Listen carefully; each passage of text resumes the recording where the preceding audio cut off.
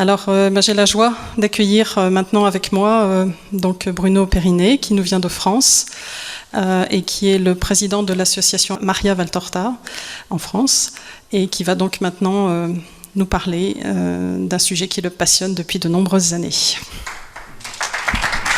Pardon, merci. Donc, je commence avec cette phrase de Jésus, qui a été la phrase qui a stimulé le désir de faire connaître Maria Valtorta chez nous. Donc, j'espère qu'elle fera le même effet chez vous. Jésus dit, dans le chapitre 38 du volume 10 de Maria Valtorta, donc ces visions en 10 volumes, eh bien, à la fin, Jésus dit « Lisez cette œuvre et faites-la lire ». Pourquoi je mets cette phrase et que j'insiste dessus? C'est parce que ce que Jésus dit, c'est du roc. Vous savez, il y a le monde matériel, et puis, par exemple, l'auteur Pascal nous dit infiniment plus grand le matériel, c'est le monde intellectuel, effectivement, avec l'intelligence, on peut maîtriser la matière. Et puis, Pascal nous dit infiniment fois infiniment plus grand le spirituel, Dieu. Quand Dieu nous demande quelque chose, mais ça comprend tout le reste. Si on lit cette œuvre et qu'on la fait lire, mais vous verrez, si vous ne l'avez pas déjà fait, pour ceux qui en ont eu l'expérience, beaucoup de problèmes familiaux se résolvent, parce que dans la lecture, on trouve les forces spirituelles pour les résoudre. Beaucoup de problèmes matériels se résolvent, parce que dans la lecture, on trouve toutes les réponses du moment, parce que Dieu parle toujours parfaitement. C'est Dieu. Quand Dieu dit quelque chose, ça comprend plein de guérisons. Il fait d'une pierre 10 coups, 20 coups, 30 coups dans la seule phrase que Dieu dit. Lisez cette œuvre et faites-la lire. Donc Maria Valtorta est née à Caserta, au nord de Naples, donc en Italie, bien sûr, vous le savez, le 14 mars 1897. On a une photo là de Maria à 1 an, un petit poupon très attrayant. C'est la fille unique de Giuseppe Valtorta et de Iside Fioravanti. Donc son père, comme vous le voyez ici, était un sous-officier de cavalerie, très doué, ses hommes l'aimaient beaucoup, et sa fille Maria l'aimait aussi beaucoup. C'était un bon père, un homme aimant, patient, vertueux, semble-t-il. Et sa mère était professeure professeure de français en Italie. Donc c'était une littéraire qui aimait beaucoup les langues et qui était passionnée pour la littérature et qui a transmis cette passion à sa fille.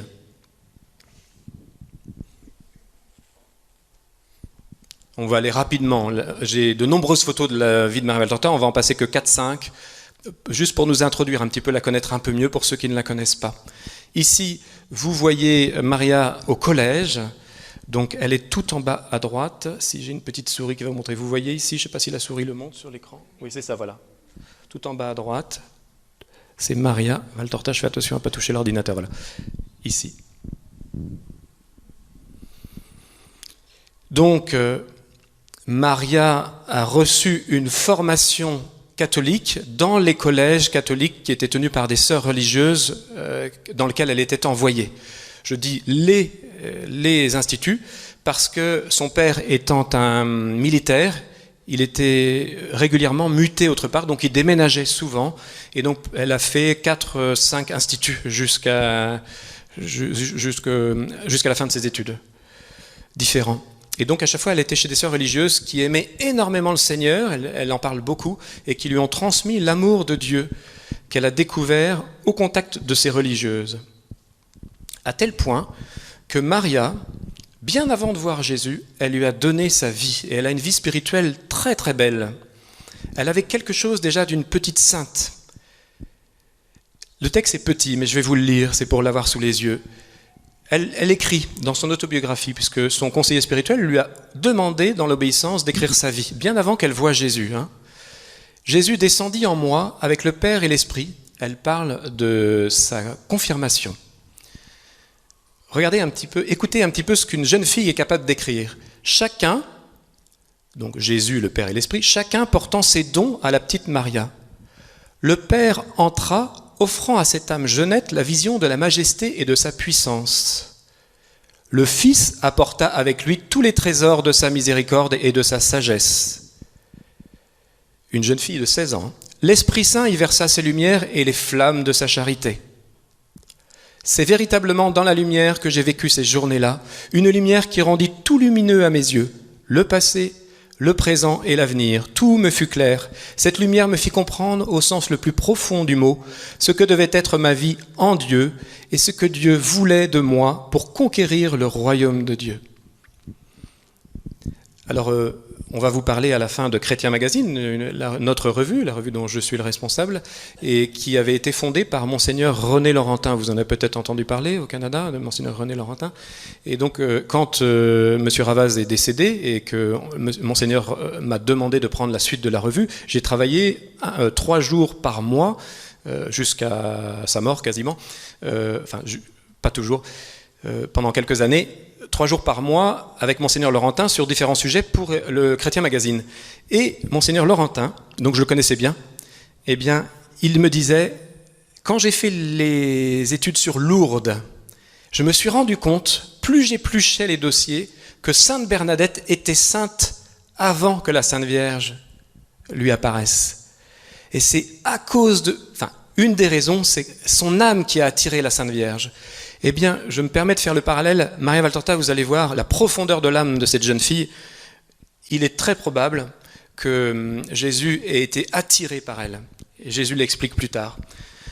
Le 17 mars 1920, on la voit ici habillée en infirmière pour aider dans les hôpitaux. Elle avait un grand souci du service des autres. En 1925, elle s'offre à l'amour miséricordieux. C'est sa décision. Et le 1er juillet 1931, ça c'est beaucoup plus dur, elle l'offre au Seigneur comme victime expiatoire pour les péchés des hommes. S'offrir à l'amour, j'ai envie de dire, on est presque tous capables de le faire. Mais s'offrir en victime, quel courage, quel esprit de sacrifice. On n'est pas tous appelés à le faire. Mais quelle grâce pour le bon Dieu d'avoir des petites âmes qui s'offrent pour le salut des autres. Elle l'a fait. Alors, c'est un long texte. Je vais juste vous lire les petits passages de son offrande pour qu'on comprenne mieux son âme. Ô mon Dieu, j'ose de l'abîme de mon néant élever mon cœur et ma vie, tout mon être vers toi. Trinité bienheureuse, et t'offrir ce néant en hostie d'expiation et d'amour pour l'avènement de ton règne. Je passe des passages. Je le fais avec joie pour la conversion des âmes. Cette jeune fille s'est offerte pour la conversion des âmes. Je voudrais renouveler cette offrande. Je vous passe tous les passages, c'est très long, c'est beau, vous pourrez les lire dans l'autobiographie. Je voudrais renouveler cette offrande chaque fois qu'une faute te blesse, qu'une nouvelle offense est proférée contre ta sainte Trinité. Je voudrais être innocente et riche des mérites pour être plus à même de te consoler. Je voudrais avoir à mes côtés des multitudes d'âmes prêtes à s'offrir à ton amour, mais je suis pauvre et seul, coupable, moi aussi. Pardon. Je passe, c'est tout son acte d'offrande qu'elle a écrit. Tu as encore dit, quand je serai élevé de terre, j'attirerai tout à moi. Je désire moi aussi à ton imitation être élevé sur la croix de souffrance, sur ta croix de salut, que la plupart fuient avec terreur, crucifiés avec toi, pour toi. Je veux expier pour ceux qui pêchent, t'obéir pour ceux qui se rebellent, te bénir pour ceux qui te maudissent, t'aimer pour ceux qui te haïssent, te supplier pour ceux qui t'oublient, vivre en un mot dans un acte d'amour parfait, en rapportant tout à toi, en te reconnaissant en tout, en aimant tout par toi, en toi, enfin, en acceptant tout de toi, mon bien infini, etc., etc. Quelle belle âme!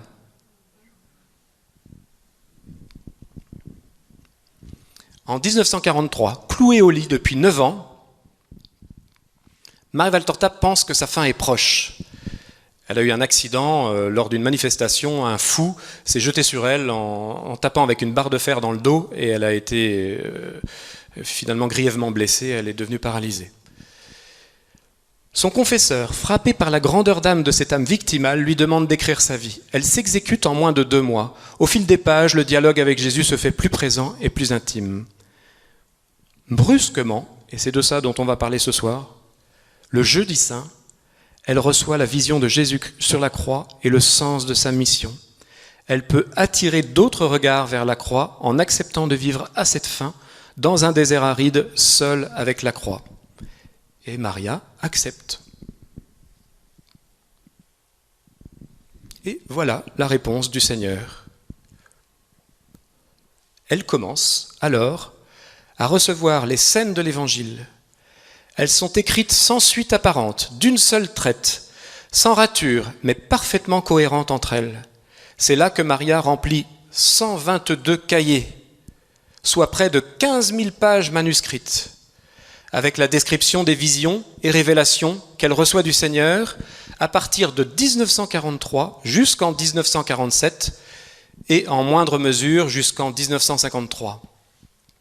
Donc on a un exemple ici, vous le voyez, des cahiers, d'un des 122 cahiers. Regardez, c'est son écriture. Elle n'a pas de rature. C'est une dictée. Jésus dit, ouvrez les guillemets, et Jésus lui parle et elle écrit. Donc, de temps en temps, des toutes petites erreurs, mais elle n'écrit rien par elle-même. Elle écoute Jésus, ou Jésus lui dit, voilà, tu as une vision, et elle décrit ce qu'elle voit.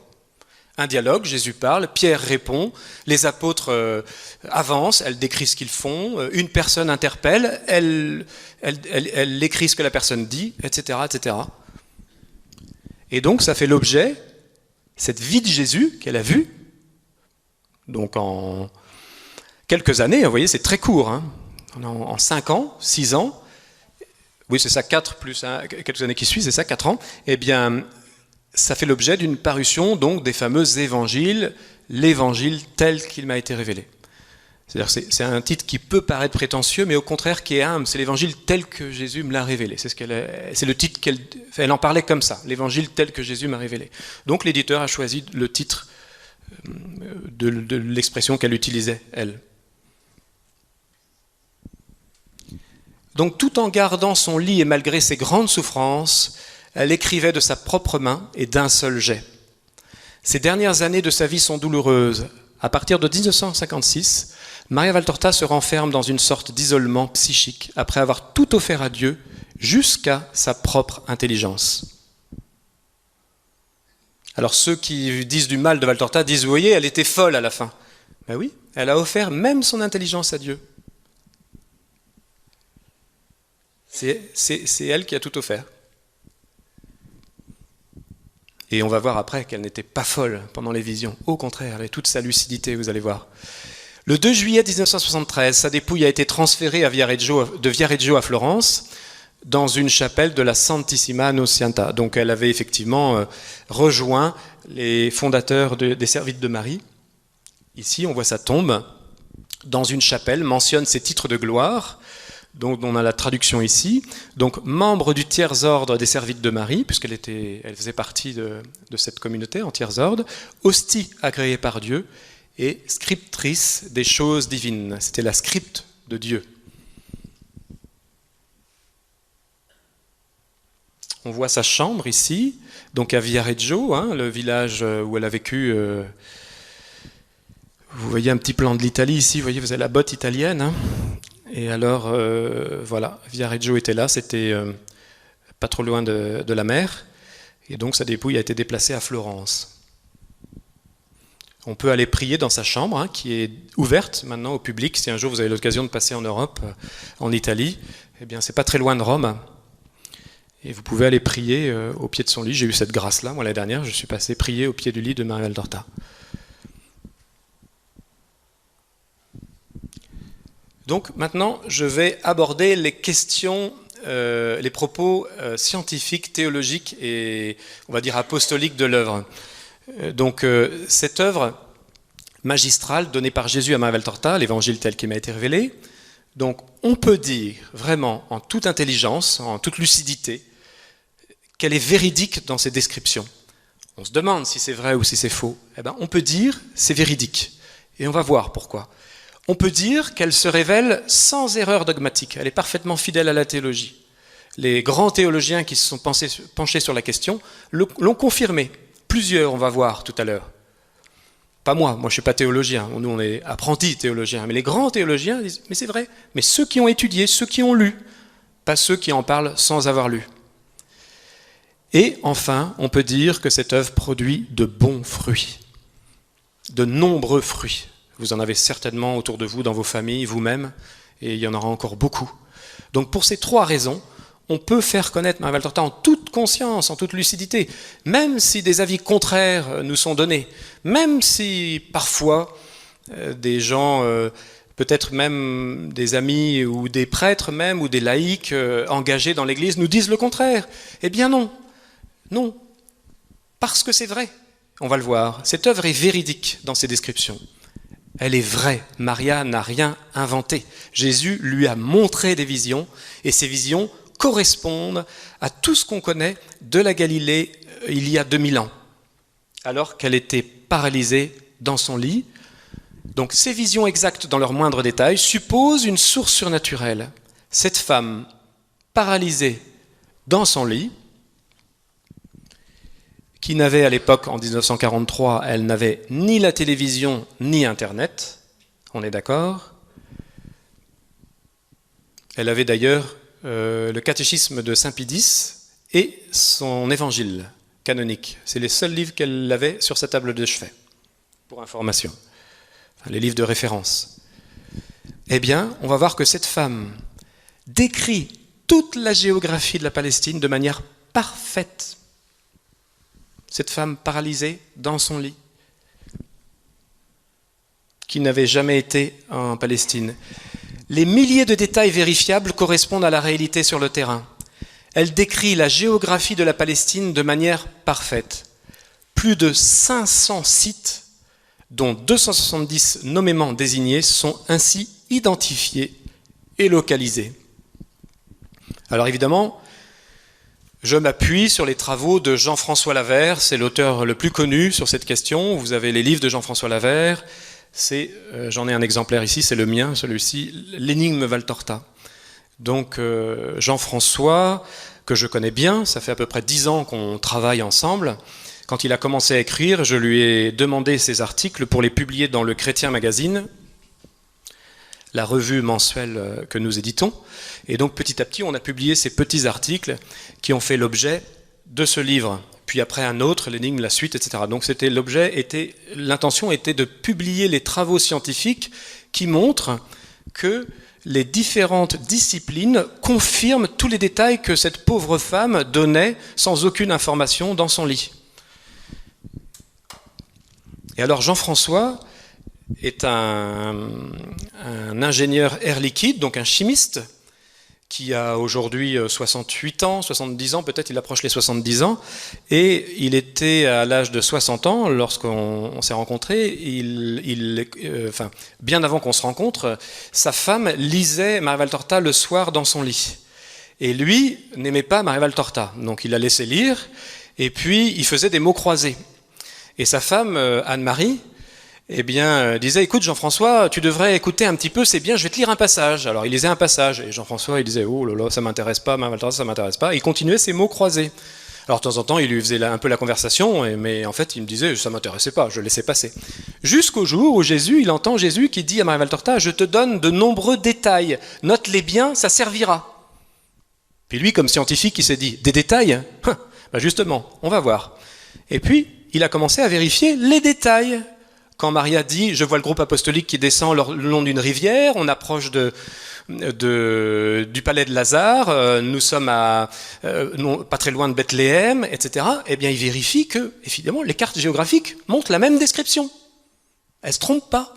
Et puis après, il regarde la topographie, après il regarde, quand Maria Valtorta parle de différents aspects, eh bien, il les vérifie. Et il s'est rendu compte, au fur et à mesure des descriptions, que c'était vrai. Elle ne pouvait pas l'inventer. Ce scientifique se convertissait en se rendant compte que les détails correspondaient à la réalité. Alors, je vais vous donner quelques exemples, parce qu'il y en a 16 000 à donner, donc je ne peux pas en parler toute la nuit et toute la semaine. Donc, par exemple, c'est un exemple assez étonnant, celui-ci. À Matarea, en Égypte, Maria dit qu'elle ne voit qu'une pyramide. Elle décrit le paysage, elle dit « je vois une pyramide à l'horizon », puis elle continue sa description. Alors là, L'ingénieur s'est dit, Jean-François s'est dit, une pyramide. Tout le monde sait qu'il y a 3 pyramides en Égypte, Khéops, Képhrène et Mykérinos. Et alors il va regarder et il positionne Matarea, c'est-à-dire l'endroit où la Sainte Famille était, c'était l'ancien quartier du Caire, Héliopolis. Donc il positionne, et effectivement, de Matarea, quand on se tourne à l'horizon, les 3 pyramides sont alignées, donc on n'en voit qu'une.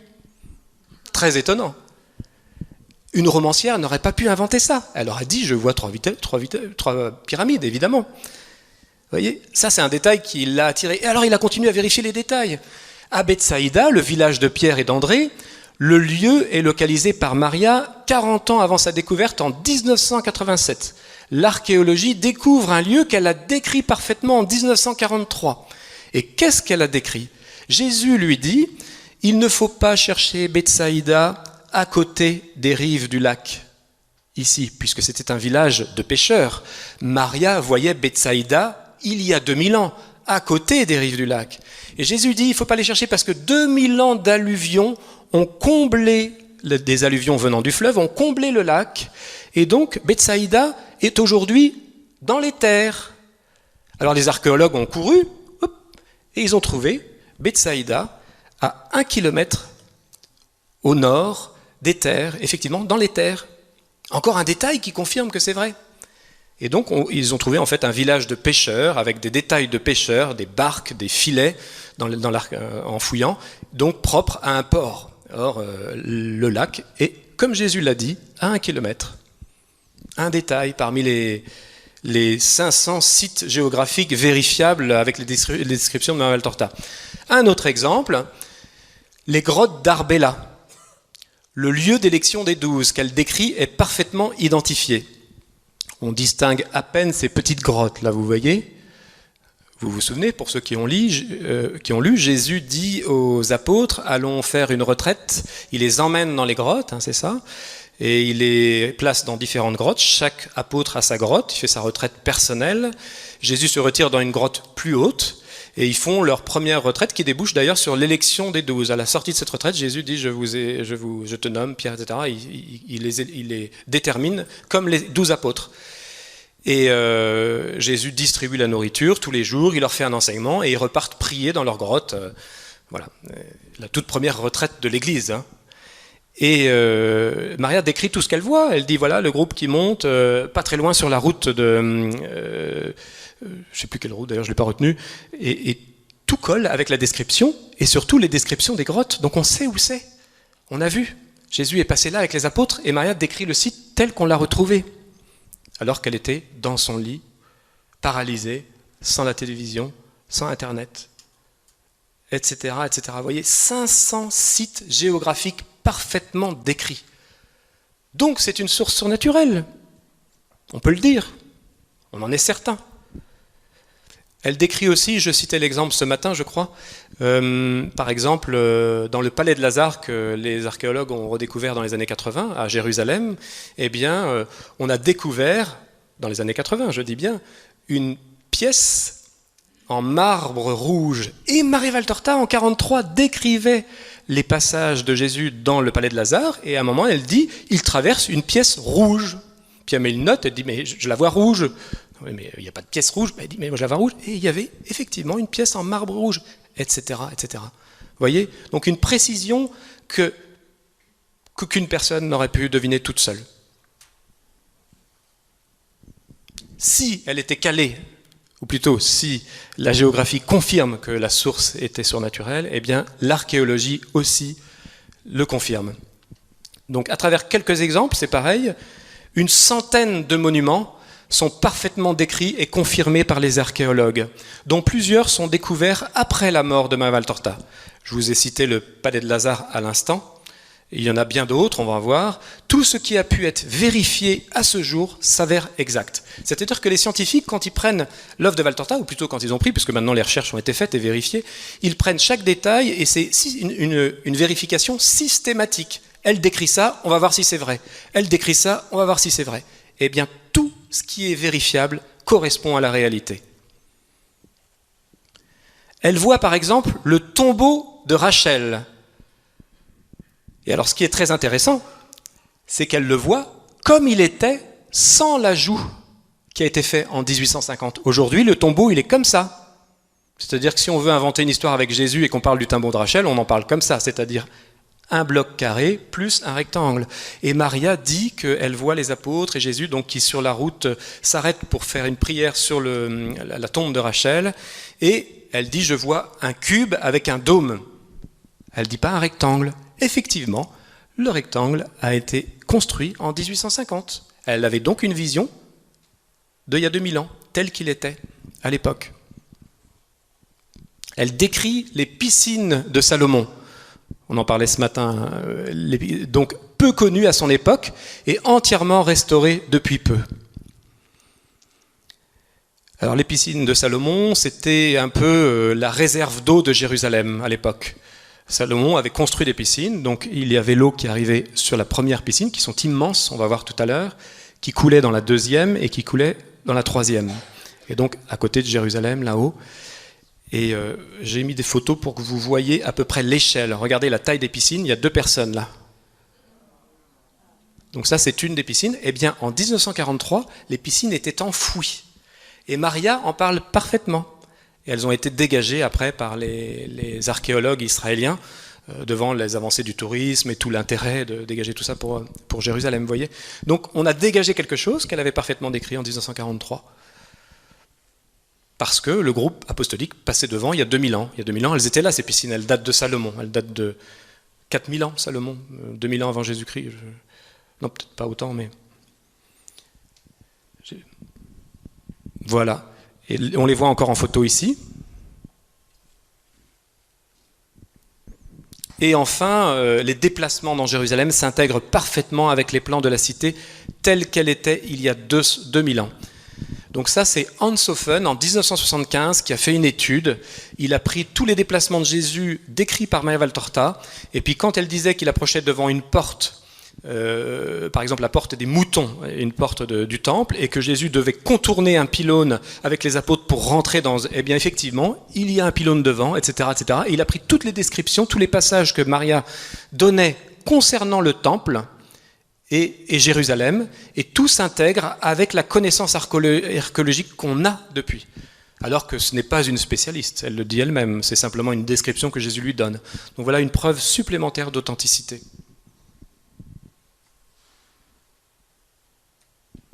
On continue dans les disciplines, les us et coutumes de l'époque. Alors, dans les nombreux détails qu'elle donne, eh bien, les us et coutumes au temps de Jésus correspondent aux données historiques. Tous les détails décrits par Maria sont effectivement conformes à ce qu'on connaît de l'époque. Par exemple, cette charrue romaine tenue par un timon de fer qui traverse le bois. Vous connaissez peut-être le passage où Jésus s'arrête chez un paysan et il est en difficulté parce que ce pauvre homme a sa charrue qui est cassée. Et Jésus dit, écoute, je suis charpentier, je vais te la réparer. Et Simon-Pierre et les apôtres, mais non Seigneur, tu vas pas la... Si, je vais lui réparer. Pour montrer l'exemple aux apôtres, de la charité, etc. Et donc Jésus retrousse ses manches, il met du fer dans le feu, il prend le bois, il prend les outils, il répare sa charrue, et Maria décrit tout ce qu'elle voit. Elle dit, je vois Jésus qui prend un timon de fer en Y, avec une barre, il la chauffe dans le bois, il fait un trou au milieu, il place la pièce, et c'est exactement, elle décrit les charrues de l'époque. La pièce en fer, percée d'un trou, etc. Un exemple parmi les nombreux exemples qu'on peut donner des us et coutumes. Elle dit voir des vendangeurs grimper sur les arbres. Effectivement, une mosaïque romaine confirme bien cette technique de l'époque. Le raisin était planté au pied d'un arbre, de manière à ce qu'il puisse s'épanouir dans l'arbre. C'était une technique romaine, il y en a d'autres, aujourd'hui on fait autrement. Et les vendangeurs grimpaient du coup pour faire la récolte. Qui aurait pu l'inventer ? Elle décrit de manière cohérente un briquet avec un silex sur son boîtier en métal pour enflammer un bout de champignon. Donc quand on voit dans les pages de Valtorta Pierre qui allume un feu avec un briquet, on aurait tendance à se dire... Et puis elle précise, elle dit, il tape un bout de pierre avec un petit quelque chose qui l'enflamme, un petit bout de chiffre, enfin je ne sais pas comment elle dit le mot, qui l'enflamme. Et effectivement, à l'époque, c'est ça. À l'époque, le briquet romain, vous voyez, c'est une pièce fermée dans laquelle il y a un silex qui crée l'étincelle, merci, et puis il y a un morceau d'amadou. L'amadou est très inflammable. En fait, c'est du champignon, l'intérieur d'un champignon qui est séché. Donc, dès qu'on met une petite étincelle sur un amadou, ça s'enflamme. Donc, c'était ça le principe du briquet. Elle le décrit parfaitement. Elle dit Pierre, il l'allume avec un petit bout en tapant sur un morceau de fer. Et c'est le briquet de l'époque. Comment aurait pu-t-elle l'inventer? Bon, voilà, les exemples seraient nombreux, encore une fois. Alors, on va changer de discipline. Et les détails spatio-temporels sont absolument aussi sidérant.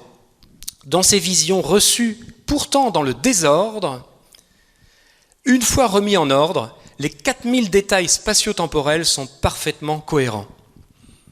Alors, Maria voit par exemple une scène de la Passion, Jésus lui donne une scène de la Passion, et puis elle est tellement affectée, elle souffre avec Jésus, Jésus lui dit, écoute, pour te réconforter, demain je te donnerai une scène de mon enfance. Et elle a une autre scène de l'enfance, et ça va mieux, alors Jésus dit, ben non, on va revoir, on va prendre une scène du procès ou de la crucifixion.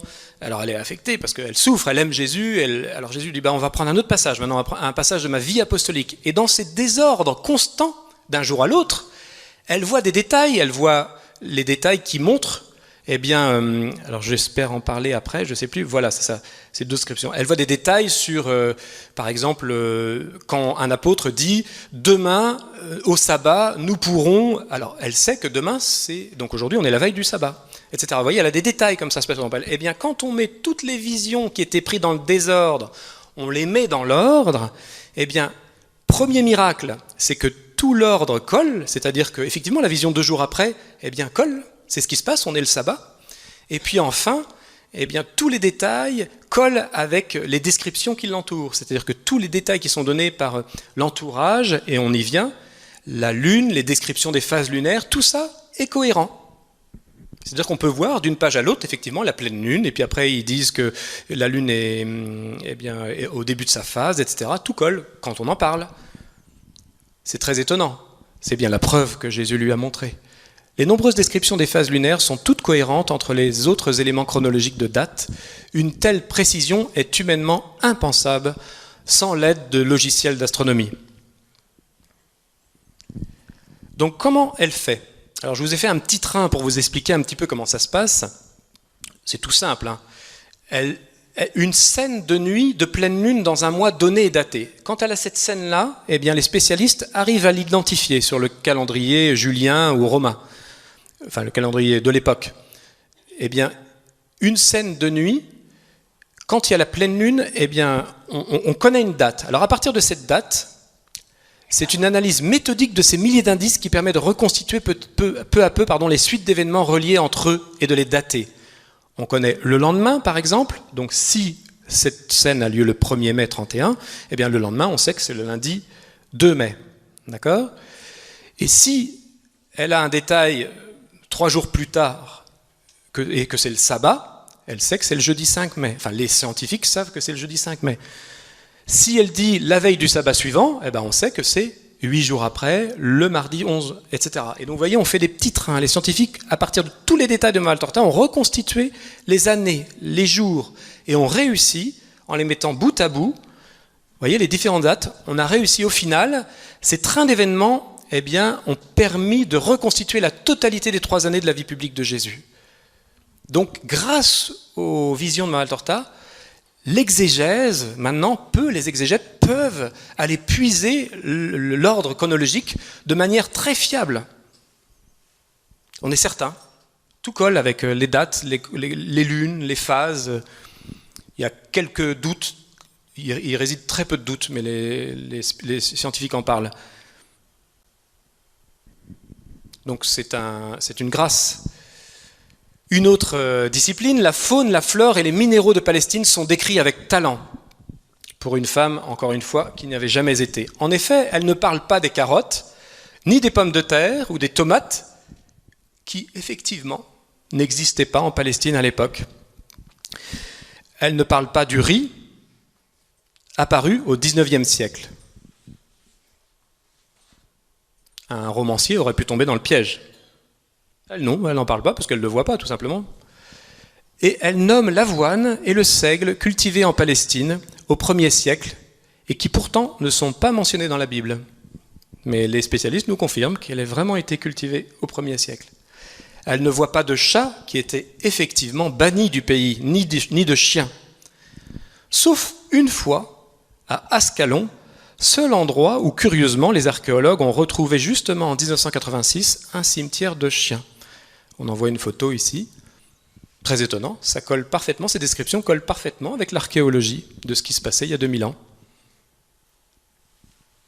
Etc., etc. Les personnages, donc autour de Jésus, elle décrit plus de 700 personnages, dont, au fil des livres, dont l'existence historique de plus d'un tiers est maintenant prouvée. Bien sûr, les 12 apôtres, des personnages célèbres comme Nicodème ou Lazare, mais aussi des personnages complètement inconnus dont l'existence historique est vérifiable. Alors il y a des centaines d'exemples que nous pourrions donner, vous les trouverez encore une fois dans ce livre, L'énigme Valtorta, et dans d'autres parutions. Tous les personnages que Maria décrit, eh bien, quand on arrive à trouver une source historique, il le confirme qu'il existe, et bien dans les termes. Parmi les dizaines que nous pourrions citer, Photinaï, elle parle d'une certaine Photinaï, nom qu'elle donne à la Samaritaine, et l'on trouve effectivement une sainte Photine, phoniquement ça sonne presque pareil, une sainte Photine, dans la tradition orthodoxe. Étonnant. Elle nomme les 70 membres du Sanhédrin, et l'on en retrouve une quarantaine dans les textes rabbiniques ou les livres d'histoire de l'époque, qui confirment effectivement le nom qu'elle donne. Alors quand elle parle d'un Sanhédrin ou d'un personnage, elle dit « j'entends qu'on l'appelle comme ça ». Donc elle a une écriture phonétique du nom. Et donc ça ne correspond pas toujours à l'orthographe, mais les phonèmes correspondent à ce que les historiens sortent quand on cherche. Étonnant. Parmi les nombreux exemples que nous pourrions citer, une esclave nommée Thusnilde, qui vient de Germanie et que l'histoire identifie à Thusnelda, la femme oubliée d'Arminius, vaincue par Varus. Effectivement, les esclaves, vous savez, des vainqueurs romains étaient au service des différents romains envoyés dans le monde, et donc il y a une certaine Thusnelda, et bien effectivement, dans l'histoire, on trouve cette Thusnelda, elle existe, alors on ne savait pas qu'elle était en Palestine, les historiens n'en savaient rien, mais elle est vraiment la femme de Arminius qui avait été vaincue par les Romains lors des campagnes de Germanie.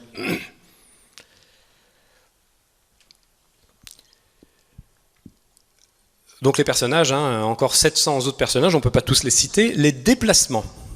Alors ça c'est très impressionnant aussi. Les scientifiques se sont penchés sur la véracité des déplacements.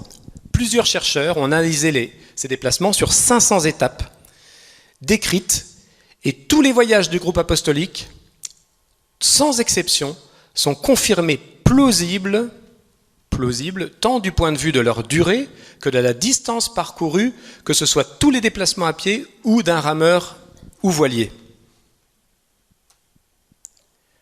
Donc effectivement, pour se rendre compte, quand on se déplace à pied, on se déplace à environ 5 km/h. Donc si le groupe apostolique marche environ une après-midi, il exécute environ 15-20 km. Donc les scientifiques se disent, voilà, il s'est déplacé de telle ville à telle ville. D'après Maria, on connaît le temps, parfois on ne connaît pas, mais si on connaît le temps, on regarde, effectivement, les villes sont à 20 km environ. Quand ils marchent toute une nuit, ils peuvent être à 50 km. Et ça colle avec les 10 heures de marche des apôtres. Vous voyez ? Donc, quand les apôtres se déplacent en barque, on sait qu'une barque sur le lac, d'après les spécialistes, les connaissances de l'époque, eh bien, se déplace environ à 7 ou 8 km/h, si je me souviens bien. Un peu plus, ça va jusqu'à 15 dans certains cas. Mais effectivement, la traversée du lac est plus rapide que s'il le faisait à pied, etc., etc. Vous voyez ? Donc elle ne peut pas l'inventer. C'est bien qu'elle l'a vu, et puis que ça colle, et puis que tout ça, finalement, c'est vérifiable, quoi. Voilà, donc il y aurait tant à dire sur la partie scientifique. Je vais passer à la partie théologique, si vous le voulez bien, par exemple. Donc voilà, on peut dire, je le répète, parce que c'est ça ce que je voudrais que vous reteniez, si vous ne le savez pas déjà, Cette œuvre magistrale donnée par Jésus à Maria Valtorta, l'évangile qui m'a été révélé, est véridique dans les descriptions. On peut le dire en conscience. Même si on nous demande de dire autre chose. Alors on peut obéir à ce qu'on nous demande, mais on peut aussi le dire par conviction et pour le bien des gens, vous voyez. Donc tout à l'heure, je vous parlerai de la théologie et des fruits. Pour l'instant, ça fait déjà une petite 3/4 d'heure, 1 heure que vous êtes là, c'est ça, donc on va faire une petite pause. Voilà, je reprends mon petit fil, ça va pas être très long, je vais accélérer un peu la fin, parce qu'il y a des gens qui doivent partir, et après il y aura des questions autant que vous voulez. Donc, mais je vais pas omettre les points les plus importants. Donc, si l'œuvre est vraie dans ses descriptions, tous les scientifiques le confirment. Je dis bien les scientifiques qui regardent l'œuvre, qui se penchent sur la question, qui étudient objectivement l'œuvre. Un jour, on nous a dit « Oui, mais vous en parlez pas de manière objective. » Au contraire, Jean-François Lavère, c'est parce qu'il ne croyait pas en l'œuvre qu'il a approfondi. Et après, comme il est humble, la vérité, il l'a acceptée. Vous comprenez ? Il n'y a pas plus objectif que la démarche véritablement scientifique, humble, de quelqu'un qui cherche, qui reconnaît. Donc, si l'œuvre est vraie dans ses descriptions, on en est certain, on peut en parler avec certitude, avec autorité, voilà, on est sûr. Après, on nous croit pas, on aime, on n'aime pas, on en veut pas, c'est pas notre affaire, c'est la liberté des autres. Et puis, il y a un temps pour tout. Tout à l'heure, un homme me disait, il y a aussi un temps pour lire. C'est vrai, nous tous, nous avons un temps dans notre vie, et les interlocuteurs que nous avons, à qui nous voulons faire connaître Jésus de manière plus parfaite à travers cette œuvre, ont aussi leur temps. Qui viendra s'il n'est pas venu ? Donc, cette œuvre, l'évangile tel qu'il m'a été révélé, c'est 16 000 pages, 4 800 pages éditées, là, c'est 10 livres, et toute l'œuvre de Maria Valtorta se révèle sans erreur dogmatique. C'est-à-dire qu'elle est fidèle à la théologie. Alors, la personne la plus en autorité pour en parler, c'était Pie XII. Le 26 février 1948, le pape Pie XII soutient l'impression de l'évangile tel qu'il m'a été révélé en déclarant au servite de Marie, chargé des travaux de la publication, « Publiez l'œuvre telle qu'elle, ceux qui liront comprendront ». Donc Pie XII a lu. L'histoire de l'Église maintenant a assez montré que Pie XII était vraiment un théologien fin. Les encycliques sont d'une portée, une actualité d'ailleurs, aussi importante, notamment contre le modernisme. Pie XII était un bon pape, quoi. On ne peut pas dire le contraire, quoi, vous voyez. Et donc il parlait avec autorité, et donc ce théologien, on peut le dire, nous confirme que l'œuvre est lisible, on peut la lire. Ceux qui liront comprendront. Sous-entendu, Pie XII identifie l'auteur au Christ, mais il dit il n'y a que ceux qui liront qui comprendront. Alors on peut faire l'autre discours, ceux qui ne liront pas ne comprendront pas. Et vous avez remarqué autour de vous, les gens qui décrient, qui disent du mal de l'œuvre, vous leur posez tout de suite la question, avez-vous lu ? Non. Tous ceux qui en disent du mal, moi ça fait 18 ans que je fais connaître l'œuvre, à chaque fois que j'ai eu un théologien, mais moi je ne suis pas théologien, un responsable de monastère, un évêque, un prêtre, un laïc, un intellectuel qui en disait du mal, je lui disais « Avez-vous lu ?» Il me disait « Non ». Ou alors il ne répondait pas, parce qu'il n'avait pas lu. Vous voyez, quand on lit, ceux qui liront comprendront, et ceux qui ne liront pas, ne comprendront pas. Il faut lire pour comprendre. Donc, la réponse à telle ou telle objection, c'est « lis ». Est-ce que tu as lu ? Non. Lis. On en reparle. D'accord ? Et mon oncle prêtre dit il faut dire à la personne, tant qu'elle n'a pas lu 10%, au moins un livre, elle n'en parle pas. Parce qu'on peut prendre un petit passage, c'est pas vrai. Non, il faut lire au moins un livre. Là, après, on en parle. Après, on discute. Donc, dans la théologie, évidemment, pas d'erreur, le cardinal Gagnon le confirme, spécialiste du droit canon, a estimé tout à fait conforme aux exigences du droit canonique le genre d'imprimature accordé par le pape Pie XII en 1948 devant témoins. Effectivement, selon le code du droit canon, le pape détient le jugement final en matière de révélation. Ça, ce sont des arguments que je vous donne quand on vous dit « l'œuvre est mise à l'index ». On va en parler. C'est des arguments contre. Oui, voilà. Le pape a dit qu'on pouvait lire. Le cardinal Gagnon dit que c'est un imprimatur oral. Donc on peut aussi, s'il y a des arguments contre que vous dites, il y a aussi des arguments pour, voilà, on les dit. L'œuvre n'est pas encore, l'Église n'a pas encore statué complètement, donc il y a des pour, il y a des contre, voilà. Cependant, en 1960, Monseigneur Giovanni, pépé de la Congrégation pour la doctrine de la foi, le même qui condamnait Sœur Faustine et Padre Pio, met alors l'œuvre à l'index. C'est intéressant de noter que c'est le même qui a condamné Padre Pio et Sœur Faustine. Pourtant, il ne trouve aucune erreur théologique dans l'œuvre. L'Observatore Romano, qui publie, le dit. Voilà, ils font des suppositions, il n'y a aucune erreur qui est énoncée et démontrée. Ce qui est déjà, à mon goût, un signe d'authenticité. Quand un théologien veut dire du mal d'une œuvre, s'il ne trouve pas d'erreur dedans, ça veut dire que déjà il se trompe. Parce que s'il n'y a pas d'erreur, c'est que ça vient du Dieu. Le diable ne fait pas une œuvre qui est fidèle à la révélation. Décision disciplinaire, mais pas dogmatique. L'index est supprimé en 1966. Alors, vous pouvez dire aux gens qui vous disent l'œuvre a été mise à l'index, eh bien, cher monsieur, chère madame, oui, mais c'est le même Monseigneur qui a condamné Padre Pio et Sœur Faustine. Alors déjà, oui, on voit un petit peu le style. Hein, je ne juge pas la personne, je juge son jugement. Hein, c'est Dieu qui le jugera. Mais c'est un jugement qui peut paraître rapide. Contre Padre Pio, contre Sœur Faustine, contre Maria Valtorta. Bon.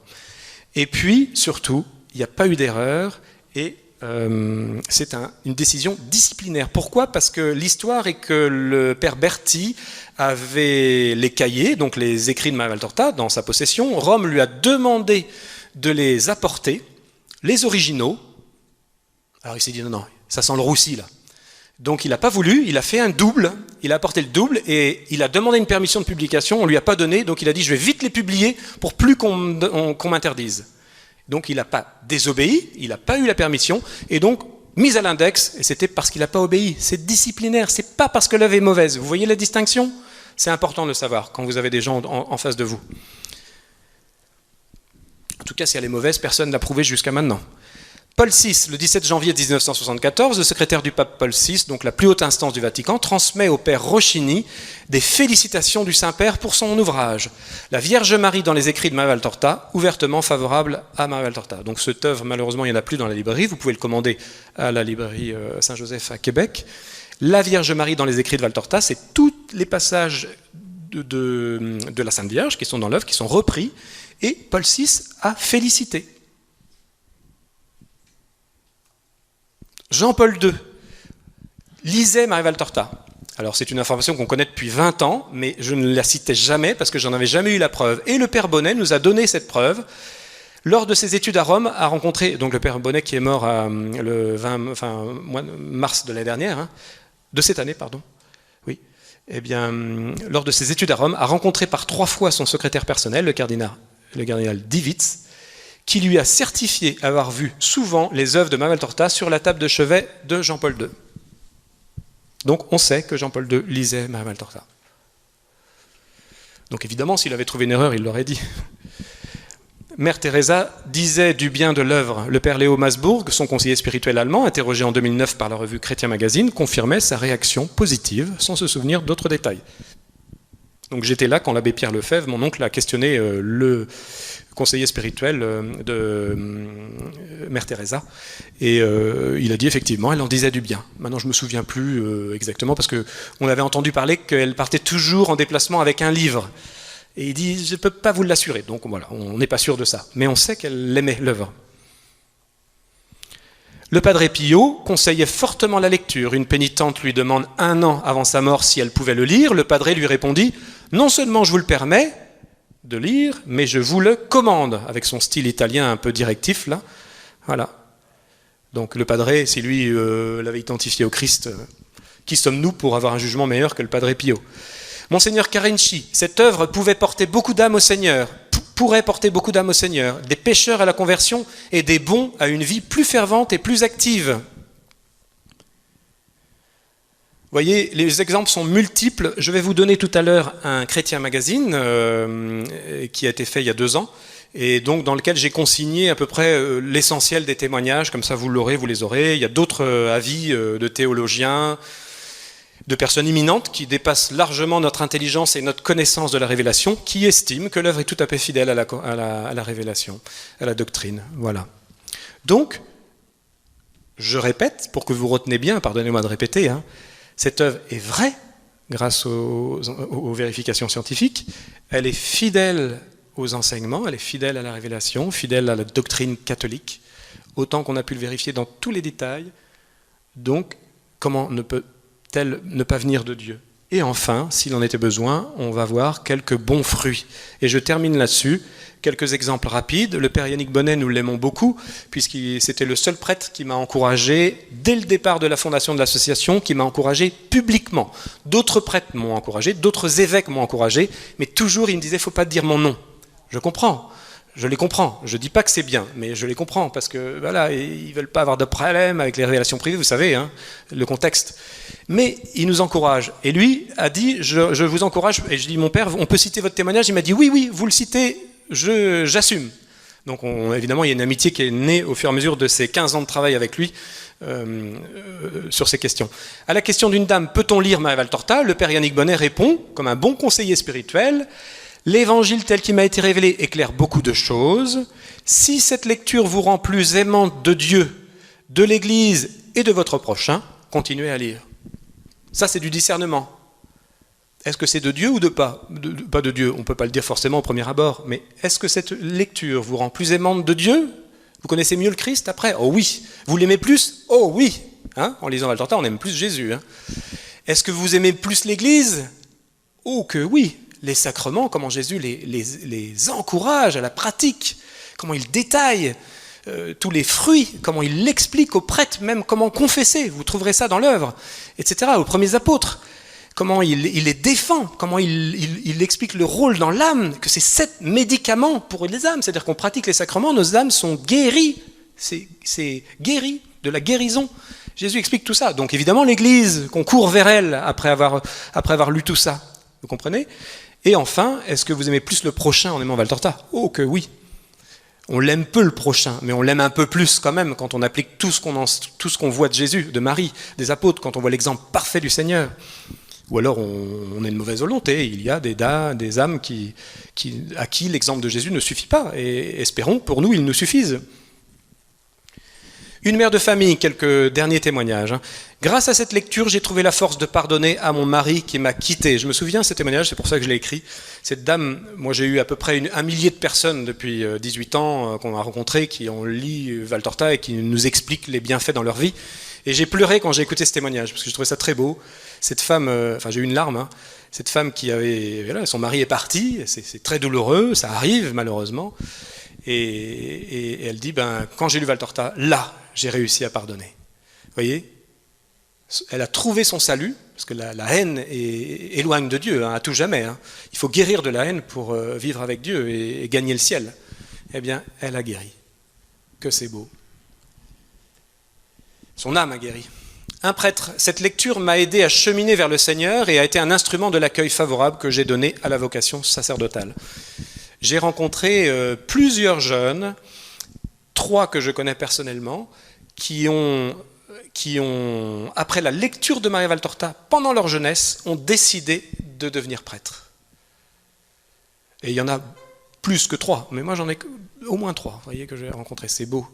L'œuvre de Valtorta, quand on connaît plus le Christ, quand on voit les détails, les dialogues, la manière dont il est, c'est évident qu'on a envie de le suivre d'une manière plus radicale. Quel que soit l'appel que le Seigneur nous donne, après le Seigneur nous guide vers la vraie vocation. Mais 3 jeunes qui sont rentrés, ou moins jeunes, qui sont rentrés pour le 3e, au séminaire, suite à la lecture de Valtorta. Vous voulez des vocations dans vos familles? Faites lire Maria Valtorta. Vous voulez des vocations chez vos petits-enfants? Faites lire Maria Valtorta. Vous voulez des vocations dans votre paroisse? Donnez l'œuvre de Valtorta à une amie, à un autre. Vous verrez. Un évêque, je ne sais pas si je le cite celui-là, je ne crois pas. Parce que comme il est traditionnaliste, on ne le cite pas toujours, il n'est pas toujours bien vu dans l'Église, mais c'est l'évêque Monseigneur Williamson, vous savez, cet évêque américain qui a tellement été décrié par les médias, eh bien il prétend, et il n'est pas mauvais théologien du reste, hein, eh bien il prétend que la lecture de Valtorta est le meilleur rempart, c'est un évêque qui le dit, le meilleur rempart dans les familles pour défendre la foi, je le cite, le meilleur rempart dans les familles pour défendre la foi, la lecture quotidienne de Maria Valtorta. Ça ne veut pas dire que c'est la meilleure source, vous comprenez? Il y a des sources bien excellentes, la théologie, saint Thomas, etc. J'en sortirai, voilà. Mais c'est la plus abordable. C'est pour ça qu'elle pénètre. Enfin, en tout cas, une très abordable. Je ne dis pas que c'est mieux que d'autres, mais c'est un excellent moyen. Si vous l'avez en main, utilisez-le. Une lectrice, j'ai prêté l'évangile tel qu'il m'a été révélé à 2 voisines. Elles étaient toutes les 2 loin de l'église et maintenant elles cheminent vers l'église. Donc prêtez vos livres. Prêtez vos livres. Moi je vous conseille d'avoir un livre pour vous que vous ne prêtez pas et un autre livre que vous achetez pour le prêter. Mais oui. Bah oui, sinon c'est terrible, on n'a plus jamais de bouquins. Moi j'en ai donné des tonnes et des tonnes et j'en ai plus jamais. Alors maintenant j'ai ma série, j'y touche plus. Et puis j'en ai d'autres et puis je les prête. Vous voyez, je les prête, si je peux. Et donc après, vous mettez dans votre agenda, vous mettez à qui vous l'avez prêté, et 3 semaines après, dans l'agenda, vous dites « Mémo, il faut que je redemande à la personne, sinon on oublie, on ne sait plus à qui on l'a prêté. » Vous savez comment c'est, hein. Et puis on les perd, et ça coûte cher. Alors que là, ça coûte rien. Et puis après, si la personne le veut, eh ben, elle le garde. Vous faites comme vous voulez, vous lui vendez, vous faites ce que vous voulez. Mais si elle ne le veut pas, vous le récupérez pour un autre.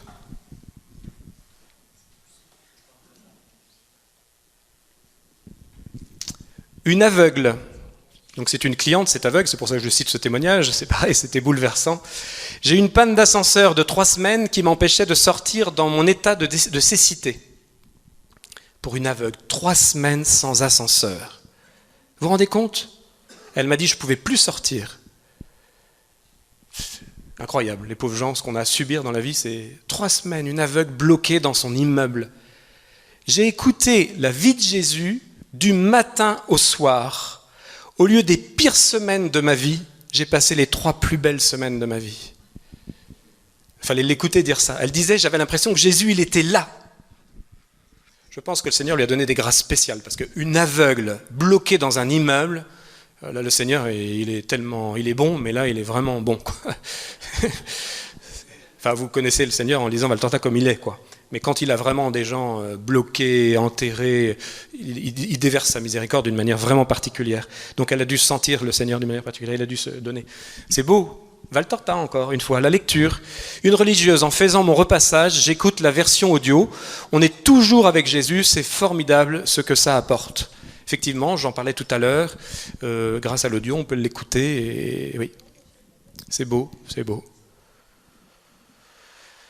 Voilà. Je termine par la petite conclusion, lisez cette œuvre et faites-la lire, c'est Jésus qui le demande, c'est pas moi qui vous le dis, je répète ce que Jésus dit, lisez cette œuvre et faites-la lire.